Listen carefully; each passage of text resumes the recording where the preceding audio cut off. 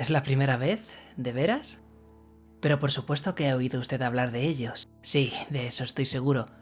Si le interesa el descubrimiento, créame que será para mí un placer contárselo. Es una historia que siempre me ha gustado narrar, pero pocas personas me brindan la oportunidad de hacerlo. Incluso me han aconsejado que la mantenga en secreto porque tenta contra las leyendas que proliferan en torno a mi padre. Pero yo creo que la verdad es valiosa, tiene su moraleja. Un hombre se pasa la vida consagrando sus energías a satisfacer su curiosidad y de pronto, por accidente, sin habérselo propuesto, termina por ser un benefactor de toda la humanidad. Papá era solo un físico teórico que se dedicaba a investigar el viaje por el tiempo. Creo que nunca pensó en lo que el viaje por el tiempo podría significar para el Homo sapiens. Sentía curiosidad únicamente por las relaciones matemáticas que regían el universo. ¿Tiene hambre? Mejor así. Supongo que tardará cerca de media hora. Lo prepararán adecuadamente para un dignatario como usted. Es una cuestión de orgullo. Ante todo, papá era pobre, como solo puede serlo un profesor universitario. Pero con el tiempo se fue haciendo rico. En los últimos años era fabulosamente rico. Y en cuanto a mí, mis hijos y mis nietos, bueno, ya lo ve usted con sus propios ojos.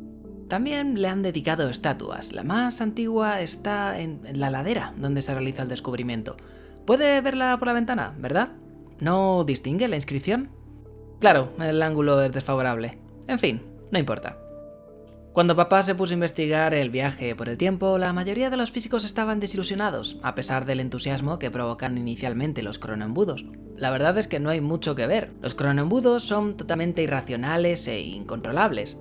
Solo presentan una distorsión ondulante de algo más de medio metro de anchura como máximo, y desaparecen rápidamente. Tratar de enfocar el pasado es como tratar de enfocar una pluma en medio de un turbulento huracán.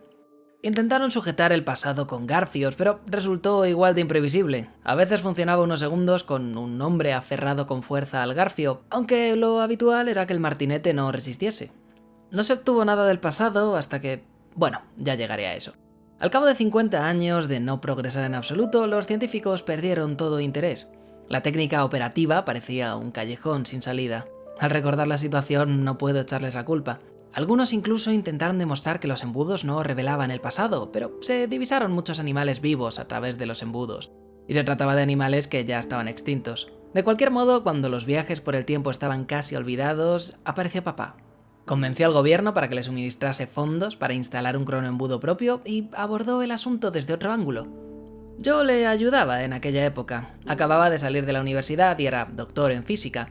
Sin embargo, nuestros intentos tropezaron con problemas al cabo de un año. Papá tuvo dificultades para lograr que se le renovara la subvención. Los industriales no estaban interesados y la universidad pensaba que papá comprometía la reputación de la institución al empecinarse en investigar un campo muerto. El decano, que solo comprendía el aspecto financiero de las investigaciones, empezó insinuándole que se pasara a áreas más lucrativas y terminó por expulsarlo. Ese decano, que todavía vivía y seguía contando los dólares de las subvenciones cuando papá falleció, se sentiría de lo más ridículo cuando papá legó a la universidad $1 millón en su testamento, con un concilio que cancelaba la herencia con el argumento de que el decano carecía de perspectiva de futuro. Pero eso fue tan solo una venganza póstuma.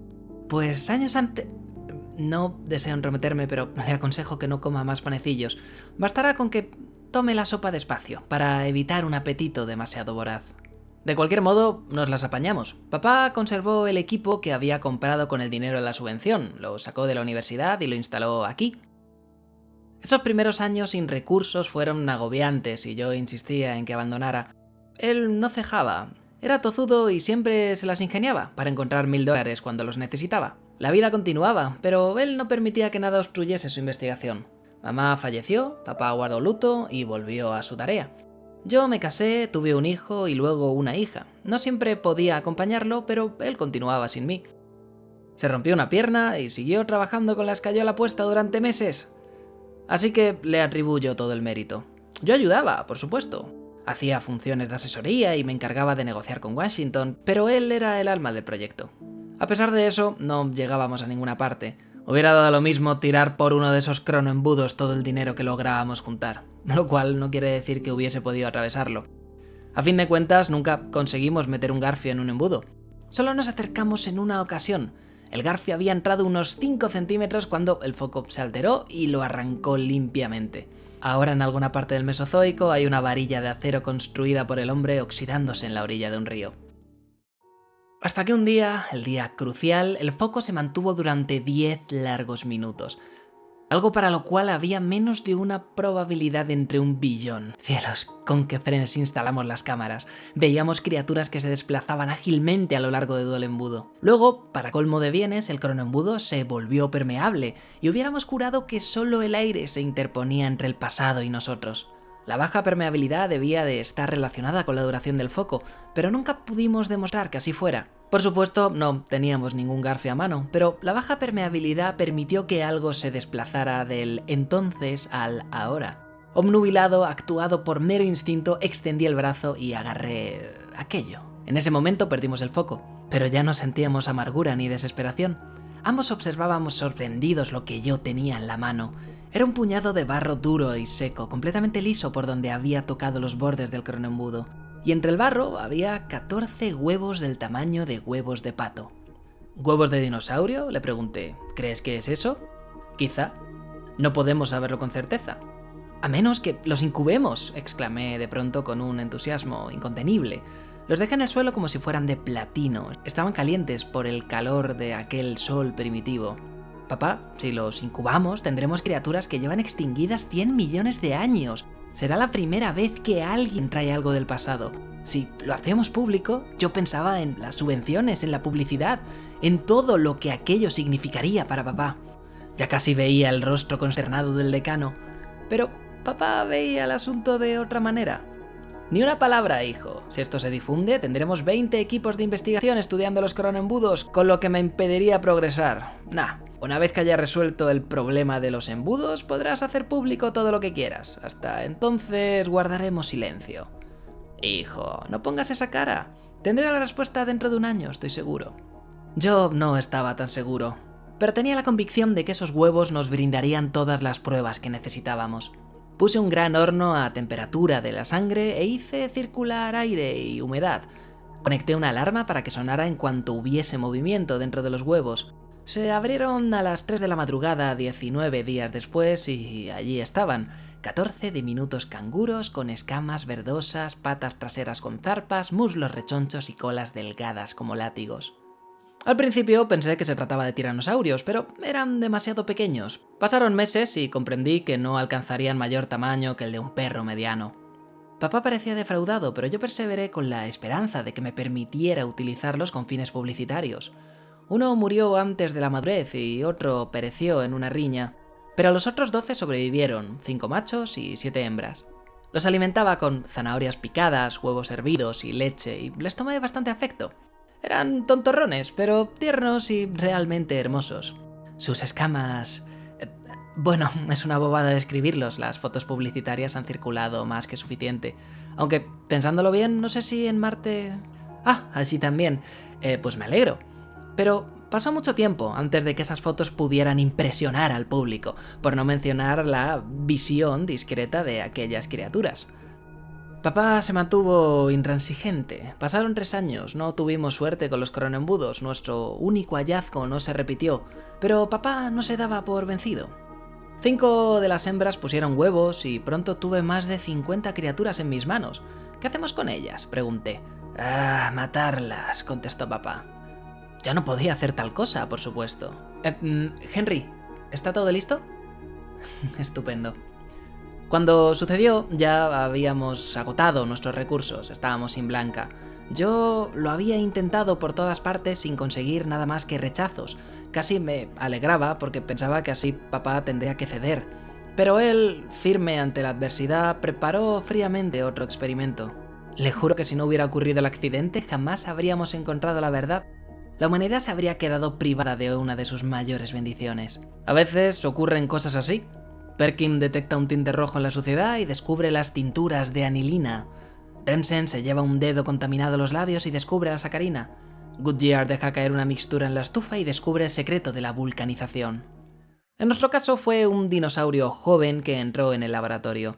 Eran tantos que yo no podía vigilarlos a todos. El dinosaurio atravesó 2 puntos de contacto que estaban abiertos, justo allí donde está la placa que conmemora el acontecimiento. Estoy convencido de que esa coincidencia no podría repetirse en 1000 años. Estalló un fogonazo y el cronoembudo que acabábamos de configurar desapareció en un arco iris de chispas. Ni siquiera entonces lo comprendimos, solo sabíamos que la criatura había provocado un cortocircuito, estropeado un equipo de $100.000 y que estábamos en plena bancarrota. Lo único que podíamos mostrar era un dinosaurio achicharrado. Nosotros estábamos ligeramente chamuscados, pero el dinosaurio recibió toda la concentración de energías de campo. Podíamos olerlo, el aire estaba saturado con su aroma. Papá y yo nos miramos atónitos. Lo recogí con un par de tenacillas, estaba negro y calcinado con fuera, pero las escamas quemadas se desprendieron al tocarlas, arrancando la piel, y debajo de la quemadura había una carne blanca y firme que parecía pollo. No pude resistir la tentación de probarla y se parecía a la del pollo tanto como Júpiter se parece a un asteroide. Me crea o no, con nuestra labor científica reducida a escombros, nos sentamos allí a disfrutar del exquisito manjar que era la carne de dinosaurio. Había partes quemadas, partes crudas y estaba sin condimentar, pero no paramos hasta dejar limpios los huesos. «Papá», dije finalmente, «tenemos que criarlos sistemáticamente con propósitos alimentarios». Papá tuvo que aceptar, estábamos totalmente arruinados. Obtuve un préstamo del banco cuando invité a su presidente a cenar y le serví dinosaurio. Nunca ha fallado. Nadie que haya saboreado lo que hoy llamamos dinopollo se conforma con platos normales. Una comida sin dinopollo no es más que un alimento que ingerimos para sobrevivir. Solo el dinopollo es comida. Nuestra familia aún posee la única bandada de dinopollos existentes y seguimos siendo los únicos proveedores de la cadena mundial de restaurantes, la primera y más antigua que ha crecido en torno a ellos. Pobre papá, nunca fue feliz salvo en esos momentos en los que comía dinopollo trabajando en los cronoembudos, al igual que muchos oportunistas que de pronto se unieron a las investigaciones tal como él había previsto. Pero no se ha logrado nada hasta ahora, nada, excepto, claro, el dinopollo. Ah, Pierre, gracias, un trabajo superlativo. Ahora, caballero, permítame que lo trinche, sin sal y con apenas una pizca de salsa, eso es. Ah, esa es la expresión que siempre veo en la cara de un hombre que saborea este manjar por primera vez. La humanidad agradecida aportó $50.000 para construir la estatua de la colina, pero ni siquiera ese triunfo hizo feliz a papá. Él no veía más que la inscripción: el hombre que proporcionó el dinopollo al mundo. Hasta el día de su muerte solo deseó una cosa: hallar el secreto del viaje por el tiempo.